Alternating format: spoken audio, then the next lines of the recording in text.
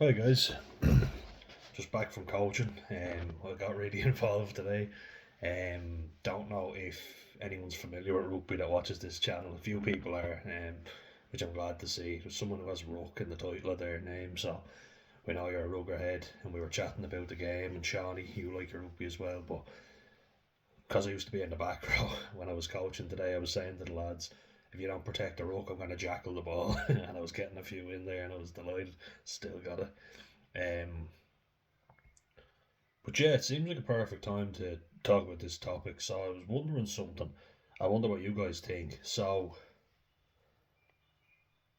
at Grad Ireland on Wednesday, geez, this really gave me a lot to talk about. But it was funny because when I sent the video of it to my brother, he texted me saying, "Jesus, is there any Irish people at it?" Just because there was a lot of people from Asia, both Southeast Asia and also the Middle East. A lot of people from there, a lot of people from Eastern Europe, a lot of people from South America. I got talking to a lovely Costa Rican girl actually. We're still keeping in touch. Diana, she was lovely, really nice. And there was also a lot of African students as well. And it's true, like there wasn't an awful lot of white Irish students there, and they weren't speaking English, a lot of them, so I knew that they weren't, 'cause you have to say that nowadays because people will go, oh yes, but they're, I'm like, no, they were speaking foreign languages, they were foreign, okay, they weren't Irish, but that's fine, okay, so because they were all at Grad Ireland, you could not say to me that all those people there are, coming in for benefits or, stealing dole or whatever you want to say, because they're obviously there to further themselves, and fair play to them for that. Um, so like credit to them, they're coming in and they're actually taking opportunities given to them. And knowing what I know, and I've seen it before myself, lots of Irish students, like white Irish students like myself, whenever anyone tells them about these things, they don't go. So you can't complain if there's an opportunity there and you don't go, in fairness. Like I mean, the amount of things like after school studies and there were certain classes that were tutorials in college that I'd go to, and there was only about four of us. And the lecturer was like, "Well, fair play to you guys for showing up. Here's some extra notes, extra study material." So you do get rewarded for doing it. And a lot of the Irish kids just didn't care. So I think that's the problem right there, is the general lack of ambition, the apathy. Like there are opportunities there, but how many people were told about it and didn't go? You have to wonder. And then again, is it sold for a lot of foreign students? Like, are they saying this is a great opportunity? And really, as we know, Ireland has benefited big time from foreign investment. So we want people to think, look at Ireland, it's great, and the shiny foreigners to come over and see Ireland as being wonderful and great for opportunities. When in reality, a lot of what people hear is you can't get a job or you don't have enough experience. Or like I was told when I asked a simple question at the university that I studied and graduated from, do you have any jobs as a lab technician? And can I study while I work? Because I'd like to get into a job. I'd love to work in a university. I really would. I love research. I really do. And I found that out doing my fourth year project that I'd love to be a research scientist. I never had the confidence to say that before, but I really would. And I think I have a mind for it. Like people always just thought of me as some big tick that would, play rugby but would end up on a building site and whatever. My dad said to me, I genuinely didn't think you'd have enough in you to get that degree. And I was like, well, cheers, Dad. Thanks for the vote of confidence, but I got it, and I'm doing trainings. I've got a training coming up this week. Sorry, I've got a Betnovate in my hands in case anyone's wondering what I'm doing. I'm getting really bad skin rashes. Just from being outdoors all the time. Being an outdoorsy kind of guy. Seawater's normally good for my skin, but it appears to be drying it out. I usually shower, but sometimes I leave it an hour and let my body warm up naturally because I got into the shower straight after a sea swim before, and the immediate change from cold to hot, that was nasty. I start getting really, chilblains. Ever get them? But anyway, getting back to the topic, I always go off topic. But my skin, just using that Betnovate cream for it. Sorry, I lost my train of thought there. Where was I? But yeah, like I would love to be a research scientist, and I'd love to have ambitions of doing that. So I think if I go to a university and work there, I've done that and I've been rejected, and I even just reached out to one of the senior members of the research team. Um, won't give her name. It will just say that she was a cancer researcher, and I wanted to be a part of her project. So she needs some young lab technicians and lab assistants, and I thought, oh, brilliant, and the RCSI as well. So I thought Royal College of Surgeons, brilliant. This would be a great place to learn. Um, I mean, I never would have applied, but they said don't get imposter syndrome. And look, at a full honours level 8 degree, so why not? Why not me? Do you know what I mean? I put in the work, but didn't hear back from them. Then I sent her a message on LinkedIn. She didn't even respond to me, and I saw that she'd actually seen it. And I thought to myself, fuck's sake, she's actually seen it. And then talking to John, a lad that I met on Wednesday, lovely fella, and he said that because I thought I'd say to him that I mentioned it, and I sent her a message. And I said, look, it's probably not the done thing. And Breda, the occupational therapist I work with, she had said it's not normally the done thing. But sure, why not? And then John said, yeah, look, I wouldn't have a problem with that. It shows you're interested. Do you see what I mean? There's like a sense of you're arrogant almost for thinking like, who are you to reach out to me because I'm a lecturer and I'm superior to you? I get that vibe. They're not from all of them. Not from all of them. There were a lot of really good lecturers. Um, but some of them it's just like I'm up here and you're down here. You don't know how great I am, and you just haven't got the brains. You haven't got the willpower, the energy. Put my hands back down. um, but I'm high and mighty, and you just don't work hard enough. That kind of attitude, when in reality, it's not easy being a student, and they should have more sympathy about that.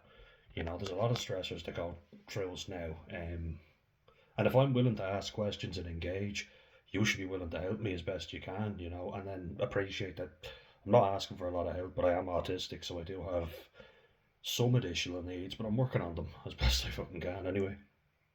So John said, no, no, no, look, that shows enthusiasm. And I remember before saying to the Learning Support Officer in TU Dublin, Technological University Dublin, just for anyone who doesn't know, the wonderful Geraldine, who I got on with very well. And I said to her, sorry, I'm not really, I haven't done enough work. I haven't applied all the study tips that you've shown me. And she just paused me and said, in fairness to you, you've actually gone to everything I've told you to go to, any class that I told you to go to for study tips. You weren't good at studying and you procrastinated, but you went to every single class that I provided you, which is more than a lot of people's, and you've actually put some things in action. Not every study technique works for everybody. You've found one that works for you, which I have.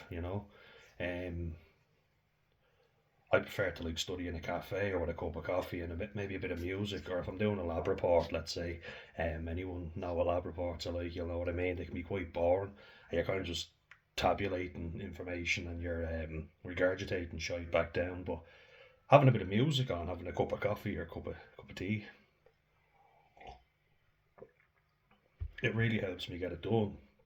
And I read over it. I don't really get distracted either, um, because I have a rule of thumb is that I will read over it 3 or 4 times after doing it just to make sure. And then I even got my mum and my brother to listen to me talk about it, which was a lot of fun for them. I'm sure, but I mean, when you're doing scientific projects, it's up to you to give the information in layman's terms. It's actually gas because I had the honour of teaching my brother maths, and we're convinced he's got ADHD. And I remember just trying to teach him maths because even though I didn't necessarily like it, I was somewhat decent at it. So I'd say to him, "Alright, I'll teach you for my sins." And he just kept going. Like I showed him the process of how to do things.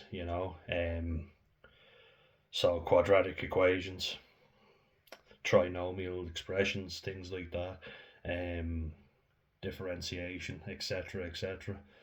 Pythagoras' theorem. Well, a lot of fun going through all those things with them was fucking head wreck. But I remember before showing them the process of how to get the answer. You know, um, for quadratic equations, I was saying to him x equal x and y, and doing a slope. Y equals mx plus c. I still got it. Don't need my log tables. Fuck them, am I right? Very hard to navigate sometimes, but he would just, I'd go through the theory with him, and then I'd say two bracket situation, and then he'd go, yeah, but how'd you do it? Right, let me explain this in layman's terms. And then he literally went, right, who was layman and what did he do? It's the layman, the average Joe, essentially, but that's getting off topic. I was basically the guy who, was into science and was good at that sort of thing, but playing rugby has definitely knocked a few brain cells out of me and other various hobbies. But, I put in the work, I did, and I found a lot of the lecturers weren't great at explaining the information, but would make out that they were. I had one case where I kind of questioned the lecturer. I was like, "Well, can you help us out?" It was for dilution factors, and I won't go into too much of the detail. I think I've already done that with the maths. Don't want to bore you, but dilution factors are like, so let's say you have to make a 1 in 10 dilution, so 1 mil of the product itself, and then 9 mils of the dilutant, whatever you want to say, but to make up 10 mils altogether. So let's say it could be sugar, you know. So 1 mil of diluted sugar, and then you put that, like it's liquid sugar, and then you put that into 9 mils of diluent, which would be water, let's say. Um, could be solid sugar as well, but that's a whole different ball game. You'd have to convert it, but I'm getting off topic. There's the dog going off singing. A lot of the lecturers would get really arrogant, and then what they would do is they'd say, "Oh, you should know this. It's in your manual." You're kind of like, "Well, why can't you share it with us?" And it wasn't in the manual. There was an actual error in the manual, which you think to yourself, why is there always errors in the manual? I'm just gonna deal with that now. Just letting the dog out there. But when people get really arrogant with you and they go, you should know this. And it's like, well, can you please help me? I clearly don't know. And then it's like, it's in the manual. It's like, have you forgotten? Like, have you honestly forgotten? And then some lab technicians being very unsympathetic and telling you to hurry up with experiments when you've got an hour left that you can still do it, and they're rushing you. Literally had someone go, come on, come on, because I take a bit longer to do stuff.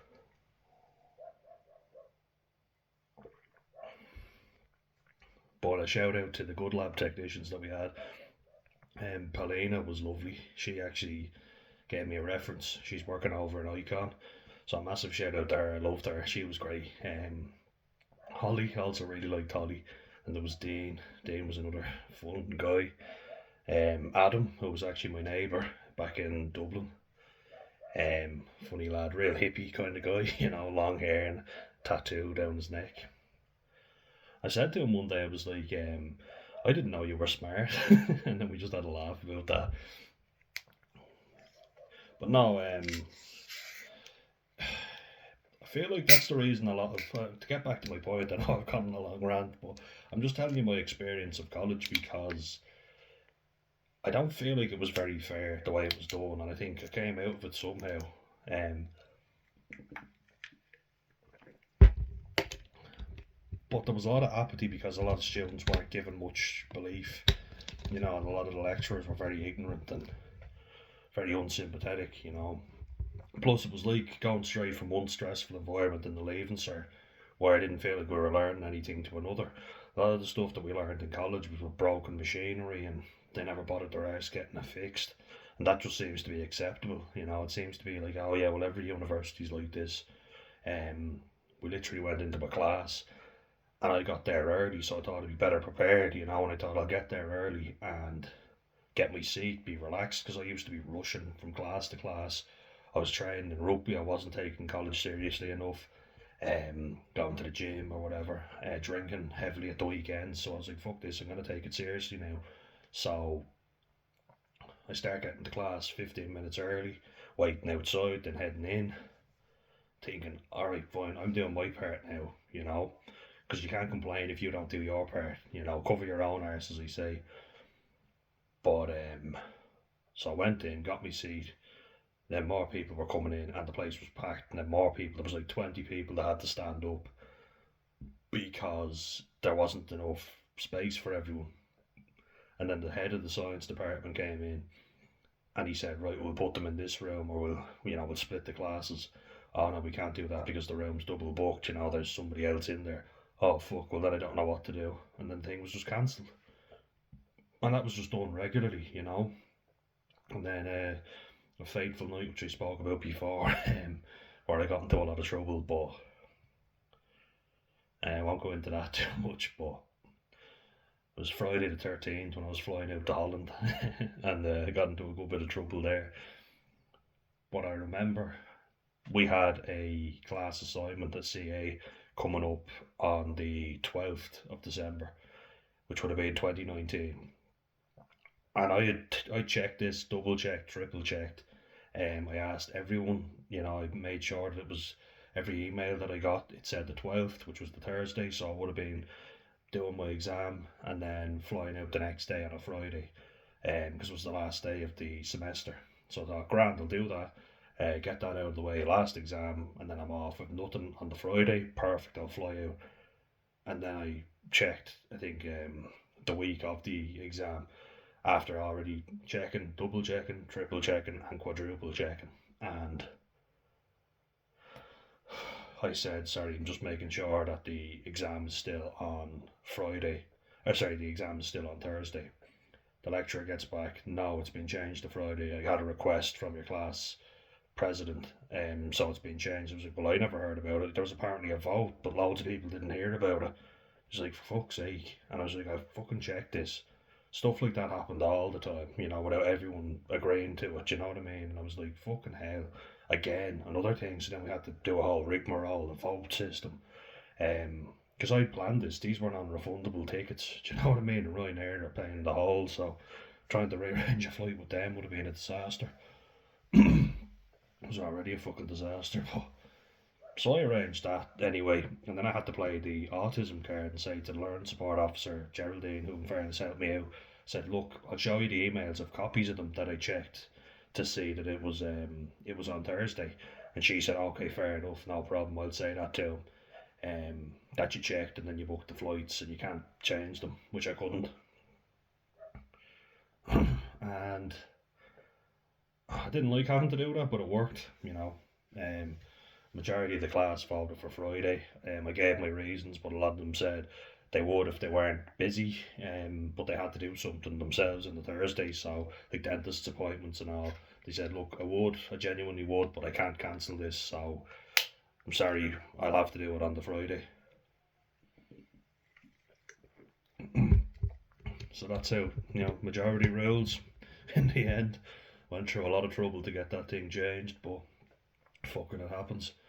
Or then when my internet signal was cutting when we moved down here to Wexford, there was a lack of empathy. It was just, well, you have to get it sorted. That's on you. Everything was on you as a student to do. And look, I get it. You're gonna have to put in the work. I completely get that. That's fair enough. But everything shouldn't fall on you. And the lecturers really were not held to accountability. So just bringing it back then to the GradIreland, and I think there's a lot of students that aren't full of energy and raring to go. I fucking wasn't, but I went because I think you can't complain if you don't go to the things. But at the same time, I understand where they're coming from. I don't think anyone really benefits from this system. Like a load of foreign students are going because they're told this bullshit lie of it's great to study in Ireland. They get a degree which is highly regarded, everywhere else in the world. But they're gone. They'll go back somewhere else or somewhere where there's better money, especially the state that Ireland's getting into right now. Everyone that can is leaving, so they're shooting themselves in the foot. And as I say, I asked for a simple job in the university I studied in. Oh no, well, there'd be nothing really going. This would be more to get you back into studying. Where did you study? I studied here with you guys. And I did DNA forensic analysis, and it's like, oh yeah, well, a lot of people have that degree, so you need to set yourself apart from the competition. So you're telling me I need to go back and study another fucking 3 or 4 years? Like, fuck off. No, I'm not doing that. Maybe in the future, yeah, but I want a job, If I was a lab technician and I was doing a master's, maybe, yeah, fair enough, I might do that, but I've no plan in place for that. So I feel like, yeah, you kind of do have to blame young Irish people in a sense, but I want to actually say it's not all their fault because it's not. They are apathetic in some ways, but to be fair, what have they got to be hopeful for? You know, everybody just seems to pile a shitload of blame on them without actually addressing the problem. They don't see a future. And why would they? You know, the future looks very fucking bleak indeed. Um, so you can sell this bullshit lie to all these foreign students, who some of which are charged extortionate fees to come over. I might add, I was very fortunate to get Susie. I'm very grateful that I did get it because if I hadn't gotten out, there was no way in hell I was paying the fees. I couldn't afford that. But I worked hard, you know, I worked my arse off, and I appreciate that it was a free college education. You know, a lot of people don't appreciate that. That's not a given. You know what I mean? You should appreciate it, but a lot of people take it for granted, and that's on them. But a lot of us did work very hard to get our degrees, and now a lot of us, anyone I speak to from my course, a lot of them are miserable in the jobs they have that are related to their degrees. They're just lab technicians here or there. I would love to be a part of a research project, as I say, not just some lab technician for the rest of my life. I'd like to do that to start off with and work my way up, but being a water sampler like I was before, basically, you know, sanitising water stations and collecting water that will go into injections and infusions, that's all I was doing. Um, want more for myself. But it seems like it's a fucking tall order to get something like that. It's like you're asking for a fucking kidney to get a reasonable job, which, you know, you go to college so you can get a reasonable job. I thought you put in the hard yards. So it's disheartening, it really is. Um, and they don't seem to appreciate that you're going through a lot of stress while you're in college, and if you're working while you're there too, which I did, you're not doing all this extra stuff like looking up HR departments and sending out CV after CV, and you're just not. A lot of times you have to prioritise goals immediately, and for me that was getting the second degree. You know what I mean? So yeah, at least I've got stuff in the meantime, as I say, but it's not very positive to see the lack of empathy, the lack of answers, you know. And I was told GradIreland is just a big business at the end of the day. When I went to Wexford Further Education College, I met the wonderful Barry Ryan again, a lad who I really like. Yeah, he's a good guy. But he just said like it seems to be getting worse over the years. You know, it's more based around um, going back to college rather than getting an actual job. And I'm there thinking maybe, but I mean, I want a fucking job. You know, a high paying job, a good job where I get a proper wage. Don't want to be studying the rest of my life.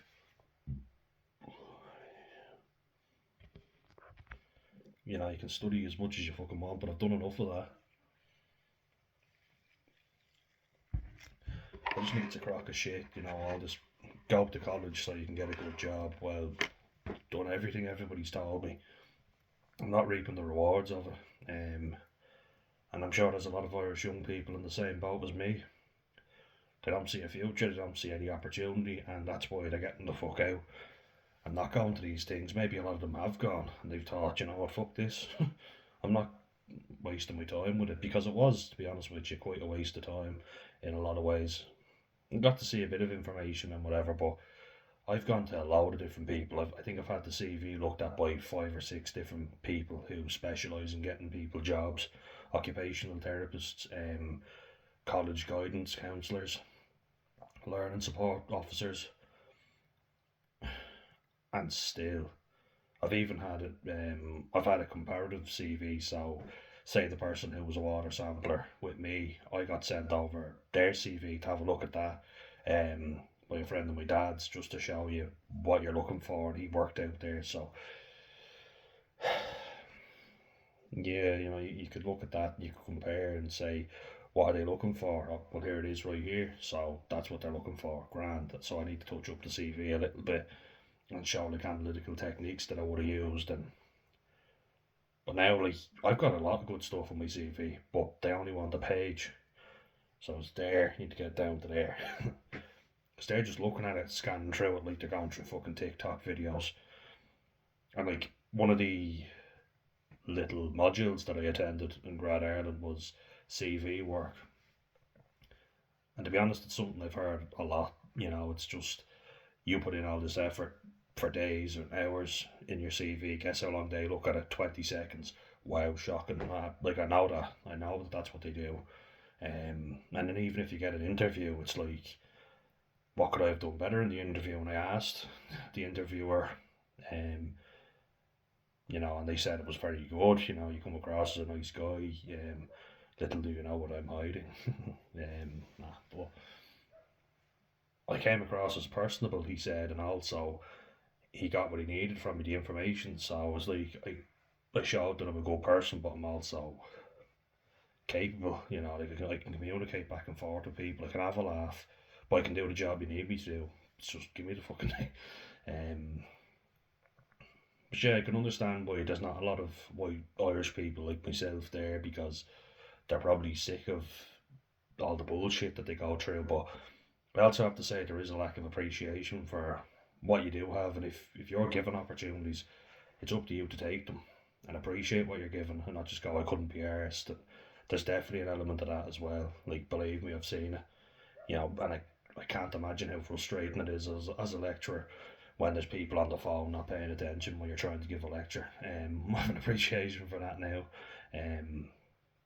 But like, even when I was a peer support officer in TU Dublin, and I was a student leader giving tours, the only people that would really come up to me for any genuine conversation and asking for help were foreign people. So I'm there, I'm advertised. The Irish people just aren't coming up to me. They tend to stick to their own little groups, and I've noticed that a lot. There's a lot of young Irish people that do what's comfortable, and I've said this before, they'll work with family members or mates, and that's easy, you're not putting yourself out, that's comfortable, Like, for women, it would be, my mum's a hairstylist and my auntie's a hairstylist, so I go into that as well, and that's kind of comfortable because you're doing it with people that you know.